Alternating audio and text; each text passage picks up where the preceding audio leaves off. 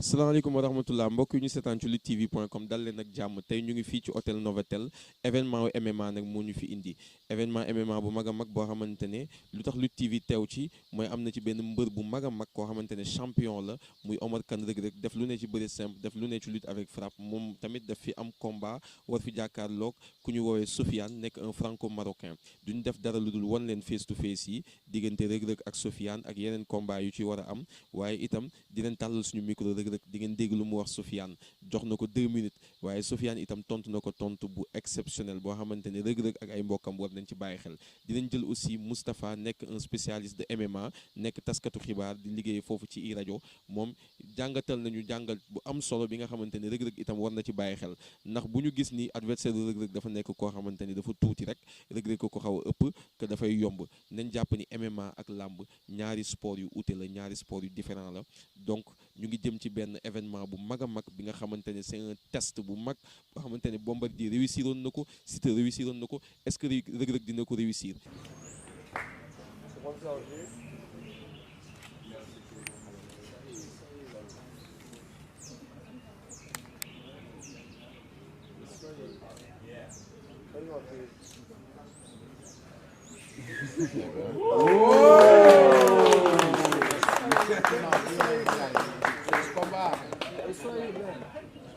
En face.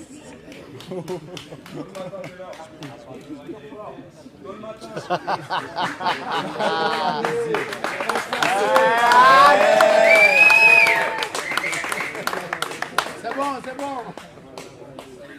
Wow.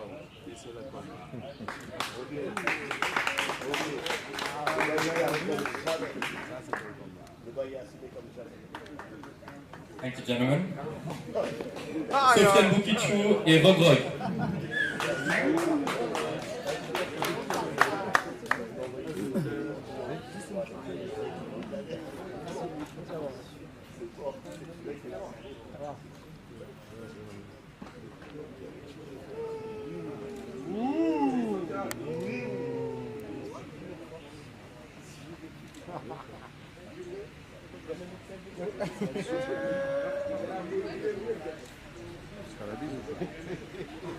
Wow. Bisous. Le bisou. Hein? Ils ont déjà combattu.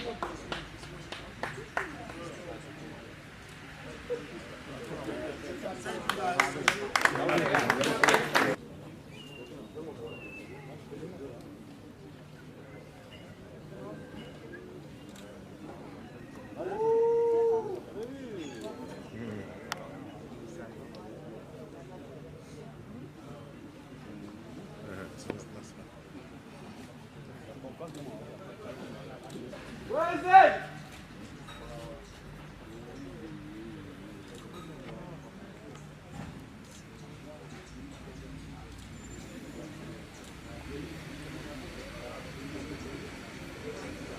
Le bisou.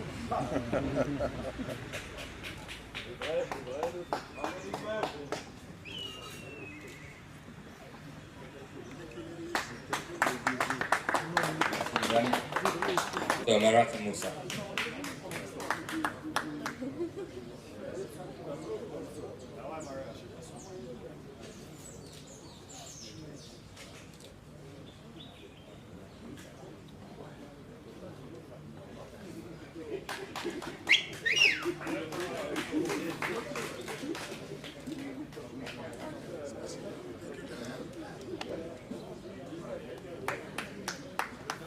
Merci beaucoup tout le monde. Thank you very much everyone. Amis internautes de Lutte TV, bonsoir. Là, on est à l'hôtel Novotel avec un très grand champion de MMA qui est Sofiane, qui est l'adversaire de Reug Reug, Omar Kane, qui est aussi un très grand champion sénégalais. Sofiane, bonsoir. Bonsoir. Merci à vous de m'accueillir. Merci beaucoup. Sofiane est de quelle origine? C'est un Français naturellement d'origine?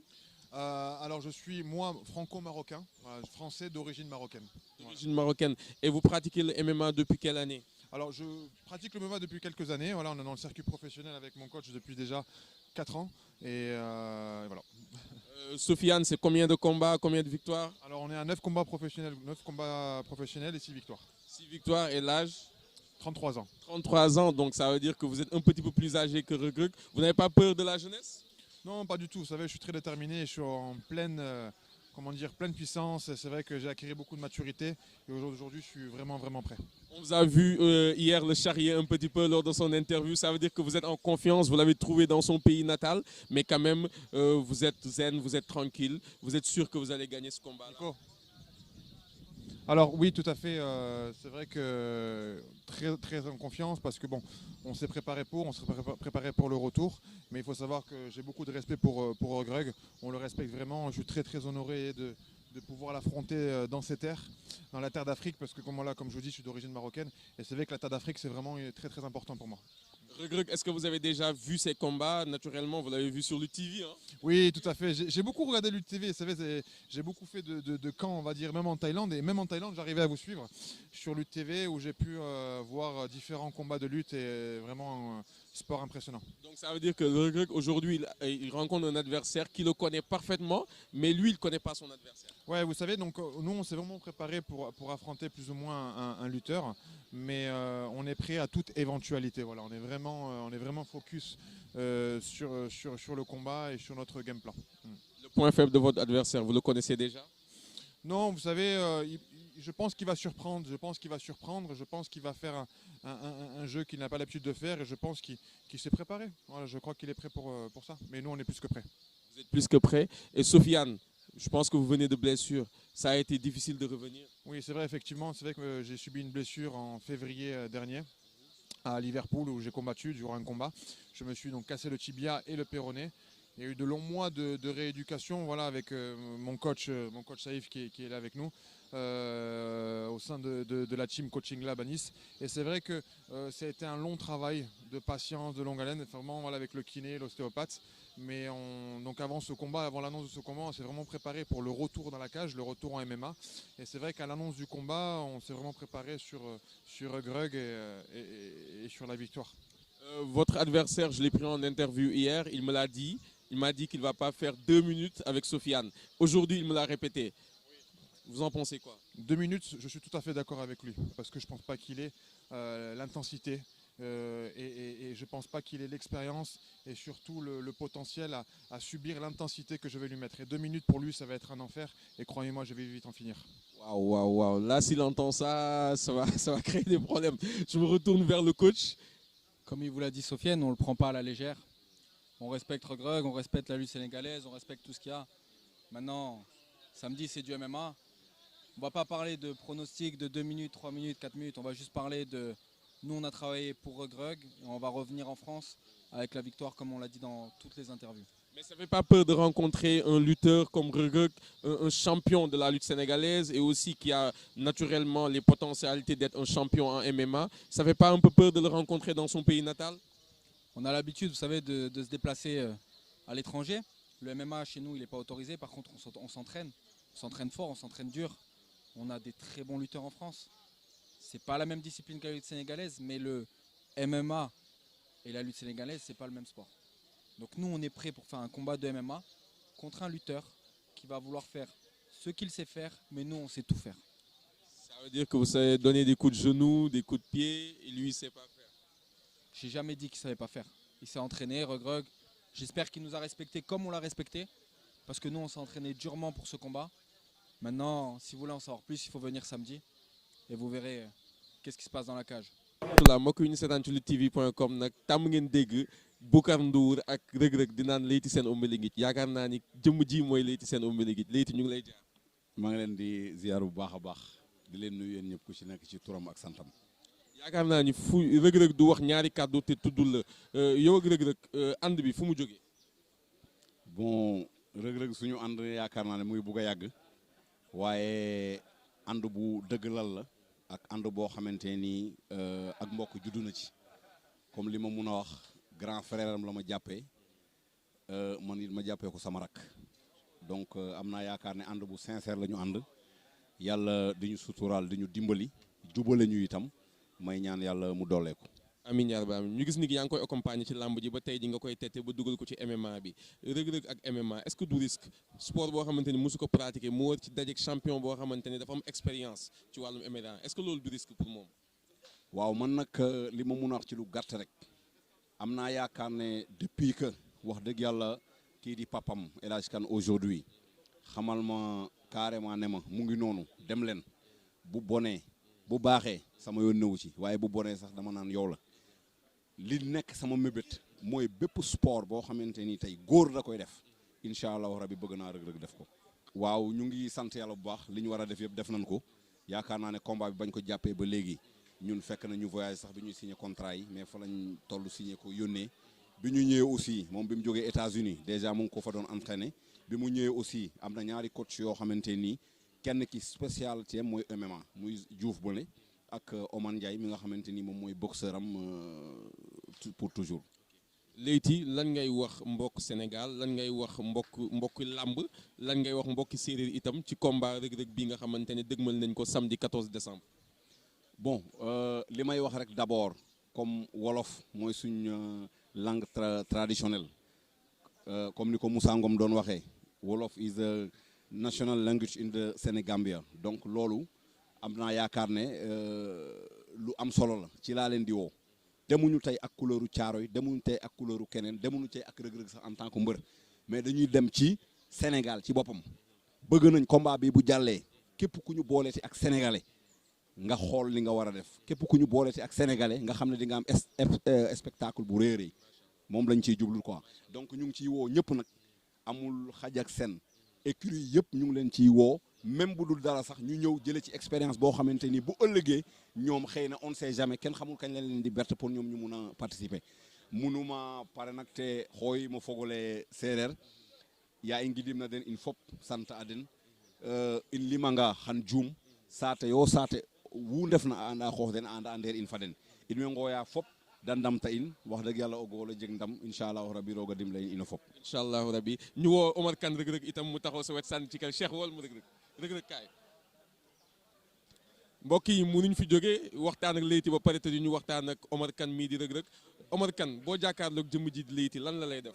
waaw lu may avant tout dañuy sant yàlla bu baax a baax di ñaanal sama papa ak sama tante yàlla na yàlla xaare àjjana firdawsi di ñaanal sama yaay yàlla nag fi yàlla bàyyi ba si kanam jëmm ji bu ma jàkkaaroog moom maanaam tey jii lu ma doon def benn dama koy def fukk ndax dafa bàyyi yiteem yëpp ndax man ci waa kon moom du ma gën a gore ci waa te lu ma tere ma def lu mu ne ma defal ma def lu mu ne ma bàyyi ma bàyyi ndax moom kenn la si man quoi.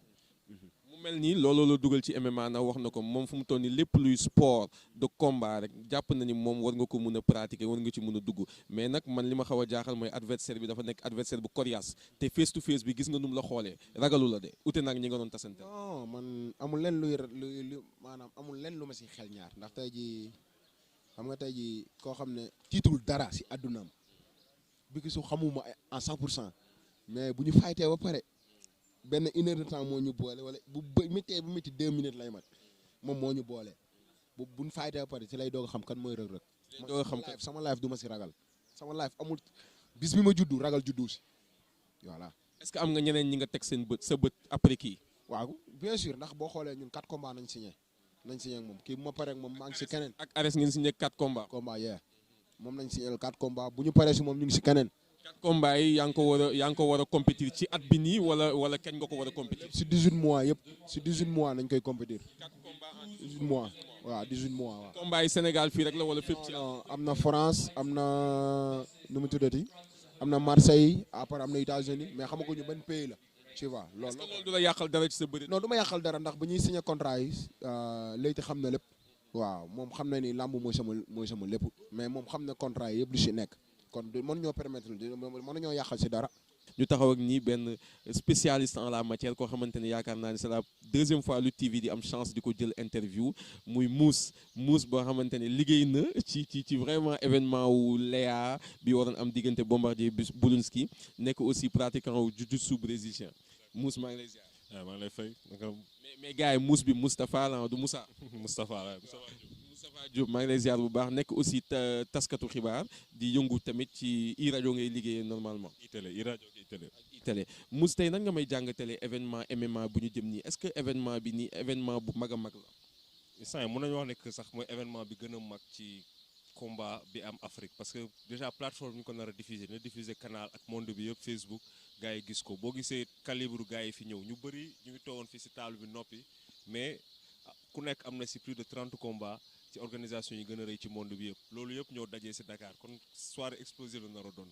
instant yi 3 organisations yi gën a mag MMA ay combattants yi fi nekk ay ñu si bëri ay anciens kii yooyu noonu organisation yi muy UFC muy Bellator ak One Championship ñu ngi fi gis ni yëpp c'est-à-dire que compétir nañu ligue Champions League MMA ñu ñëw nag léegi Dakar kon on peut s'attendre vraiment diversité si combat yi style yi ak finalisation yi nar a gis ci combat yi. munoo def nag sport de combat fii Sénégal te boolewul ci mbër yi ndax loolu day xaw a manqué punch yaakaar naa ni waa Vivendi loolu la ñu comprendre moo tax ñu jël Omar Kane Reug Reug nga xamante ne mbër la champion la bu confirmé boole kook Sofiane tey jii est-ce que xalaat nga Sofiane mun na causer ay problème mun na poser ay problème Reug Reug. man kay problème yu bëri parce que man sama xel dalul parce que xam nga yeneen dëkk yi possibilité bi ñu am nga am construire sa expérience ci boxe kickboxing ak peut-être sax lutte balaa ngay yegg ci MMA suñu athlètes yu bëri amuñu ko léegi nag physiquement suñu gars yi ñu ngi fi xol bi am nañ ko ñoom ñëpp ay guerrier nañu mais est-ce que am nañ expérience bu mun xam danger bi fi muy jógee man loolu moo gën a tiital instant yi moo tax nag mais kontaan naa ci événement yi parce que test la pour lutte sénégalaise ak pour ñi nga xamante ne ñu ngi bëgg yëngu ci MMA est-ce que déjà am nañ capacité pour réussir de 1 de 2 lan nañu war a jàngaat parce que lii test kese la quoi ñu ngi ñaan nag mu am yeneen événement MMA nga xamante ne nañ mun gis valeur suñu combattant yi te Sofiane sànq bu may wax ak moom nee na moom amul spécialité ñoom MMA nañu entraîné wu seen club maanaam dóor ak loxo dóor ak tànk jàppante dem ci cage bi yenu teg ci suuf combattre au sol aspect yëpp dañ koy gis seen club est-ce que Reug Reug am na assez de temps lu mu liggéey loolu noonu yëpp loolu mooy question bi c'est man quoi.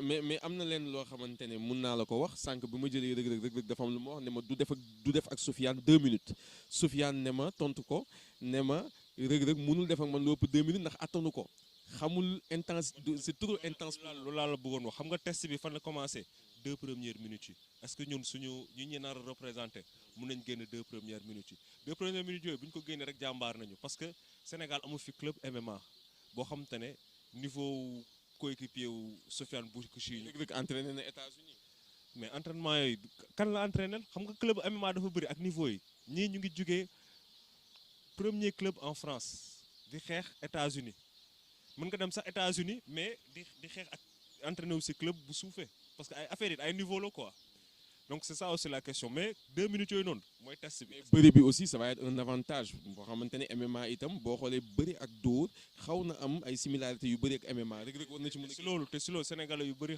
am na lu ñu xamul c'est que Juan bi fi nekkoon le Lion Blanc gagné na contrat 1 million États-Unis dafa dem foofu ku mu dugg yenn la teg la si suuf. tax mbër yi daw suñu làmb.